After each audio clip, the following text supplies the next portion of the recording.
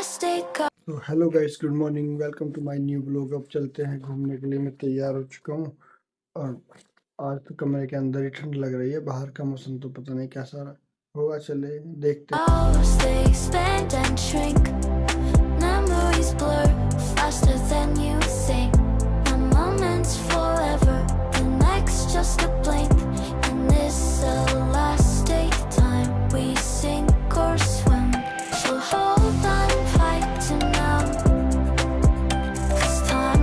तो गाइस यहीं से शुरुआत करते हैं अपने ब्लॉग की। जिस भाई ने चैनल सब्सक्राइब नहीं किया है, चैनल को सब्सक्राइब कर ले। वीडियो पसंद आए तो लाइक कर दे, शेयर कर दे। तो आज का जो मौसम है ना, मैं बोल रहा था कि आज तो कमरे में ही सर्दी लग रही है, लेकिन बाहर भी सर्दी है आज। जब ज़्यादा सर्दी होती है ना बाहर, तब कमरे में जाके सर्दी लगती है। और मौसम तो साफ़ है, धुंध वगैरह तो कुछ है नहीं। दूर दूर तक बिल्कुल एकदम क्लियरली दिखाई दे रहा है, दूर दूर तक। शीतलहर चल रही भाई, लेकिन ऐसा लगता है जैसे पहाड़ों पे बर्फ पड़ी हो ना, और वहां से हवा सीधी यहीं आ रही हो। ठंडी ठंडी लहर चल रही है, शीत लहर चल रही है आज तो।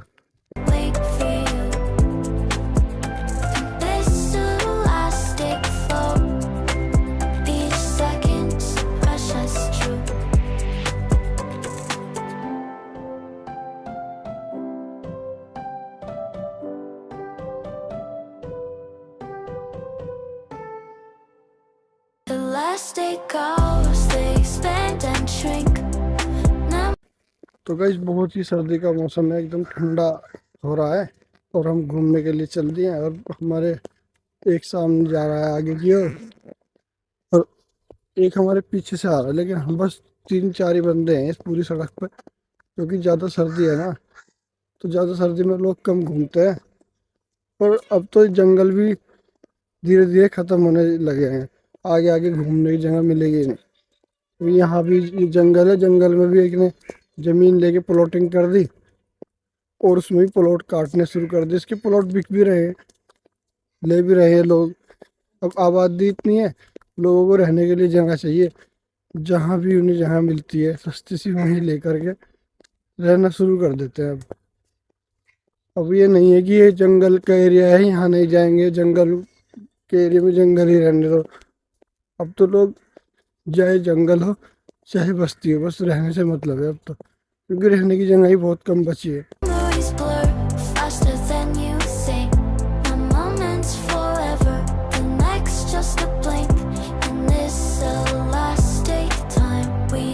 तो भाई आज तो तुम बहुत मिस कॉल मार रहे थे, दमादम दमादम, मिस कॉल पे मिस कॉल। और आज मुझे बहुत ही ज़बरदस्त नींद आ रही थी, क्योंकि हम कल बाहर गए थे ना, तो वहाँ से लेट आए और लेट ही सोना हुआ फिर हमारा। और जब तुम्हारी कॉल आई तब तो मुझे बहुत गहरी नींद आ रही थी, उठने का भी ज़रा सा भी मन नहीं कर रहा था। अगर तुम कॉल न करते तो शायद मेरी आंखें ना खुलती, क्योंकि मैं देर से तो वैसे ही सोया था। आज तो तुमने बढ़िया काम कर दिया नाम का मुझे उठा के। क्या ख्याल है भाई नाम तो यही है, घूमन आ गया हम, और क्या। हाँ हम खड़े हैं ना, यहाँ से मील बहुत नज़दीक है। देखो सामने एकदम दिखाई दे रहा होगा ना मील, ये शुगर मिल, यहाँ पे चीनी बनती है।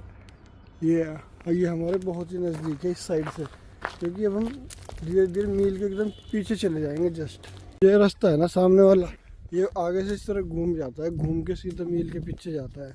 और मील के बराबर में से एक रास्ता और है, वो सामने बाहर सड़क पे निकलता है। उस रास्ते से हम कभी गए नहीं, कच्चा रास्ता है वो। और इससे भी घना जंगल है, जो जंगल यहाँ दिखाई दे रहा है, इससे भी घना जंगल है, जंगल का रास्ता। तो वहाँ एक दफा मैं गया था भैया, वो आगे से जाके फिर बंद है। अच्छा, कुछ दूर तक तो उस पर सड़क है। अच्छा, सड़क पे आने से काफी पहले वो खत्म है सड़क। अच्छा, खेतों में से ही निकल के जाना पड़ेगा। हाँ हाँ, मैं गया नहीं उस पर अभी तक, क्योंकि मुझे लग रहा है कि जब कच्ची सड़क है तो आगे तक ऐसे ही होगी, और लंबा रास्ता ही पड़ेगा वो सड़क तक जाने के लिए, पल्ली पार जाने के लिए है बहुत दूरी। लेकिन वो मैं उससे आगे वो बसी से होकर जो जाता है उससे गया हूँ। अच्छा, कई बार। वो तो बहुत दूर पड़े, बहुत दूर पड़ता है वो। ये हमारे घूमने के इतने तगड़े शौकीन है, जब ये चलने लग जाता है ना तो इनको ये नहीं पता रहता कितना लंबा रास्ता तय कर दिया। लेकिन 2-3 दिन से इनके घुटने थोड़ा जवाब दे रहे हैं, ज़्यादा सर्दी लग गई है पैर में। घुटनों में जब मोड़ता है ना तो हल्का हल्का पेन होता है इसके घुटने में। लॉकडाउन में हम बहुत घूमे भैया।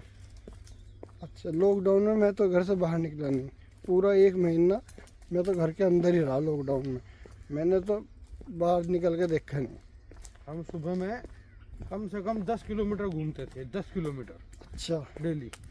भाई, तुम इतना घूमते थे तो कोरोना से बचे भी तो रहे, नहीं तो। बुढ़ाने से बसी गाँव, बसी से चंदेड़ी, चंदेड़ी से बुढ़ाना, हमारा डेली का ये रूटीन था। चौधरी साहब के साथ होगा। चौधरी साहब थे और भूटानी साहब थे। और मौसम कैसा लगता था उस समय यहाँ? ठीक था, मार्च का महीना था। नहीं, मार्च के ठीक तो था। मेरा कहने का मतलब ये है कि बिल्कुल साफ सुथरा लगता होगा, बिल्कुल प्रदूषण से क्लाइमेट रहित। बिल्कुल बेहतरीन था। क्योंकि ना कोई वाहन चलता था, न ये मिल चल रही थी, न धुआं था कहीं, न धूल थी, कोई भी नहीं जा रहा था। तो बिल्कुल साफ मौसम था, एकदम क्लियर मौसम। और जो गंगोत्री के जो पहाड़ थे ना दोस्तों, वो बहुत ही दूर से दिखाई दे रहे थे। देख लो, गंगोत्री सहारनपुर से होगी 700-800 किलोमीटर दूर होगी, और सहारनपुर में भी उसकी चोटियाँ दिखाई दे रही थी। इतना मौसम साफ हो गया था, इतना क्लियर हो गया था। भैया कभी वो दिख रहे हो शाकुंभर देवी के? नहीं, बर्फ पड़ी थी यार उन पे। अच्छा। हाँ, समाचार में भी आई थी वो तो। दोस्तों धीरे धीरे चलते चलते आ गए हम अपने पॉइंट तक, जो जहाँ तक हम अपने घूमने को विराम देते हैं। और सामने पॉइंट आ गया, और कितना साफ मौसम है आज, एकदम खुला खुला लग रहा है। और यहाँ पर हम योगा करते हैं, ये भी एकदम साफ दिखाई दे रहा है आज तो, जैसे कुछ यहाँ से हटा दिया गया है। हाँ, हटा दिया। यहाँ पर वो ढेर था ना लकड़ियों का, वो नहीं है आज यहाँ। तो दोस्तों अब करते हैं यहाँ पर थोड़ी देर मस्त योगा, और उसके बाद चलते हैं अपने घर की ओर। तो व्लॉग में बने रहेंगे। Sink or swim, so hold on tight to now. 'Cause time will wait for you. This elastic flow, each second's precious true.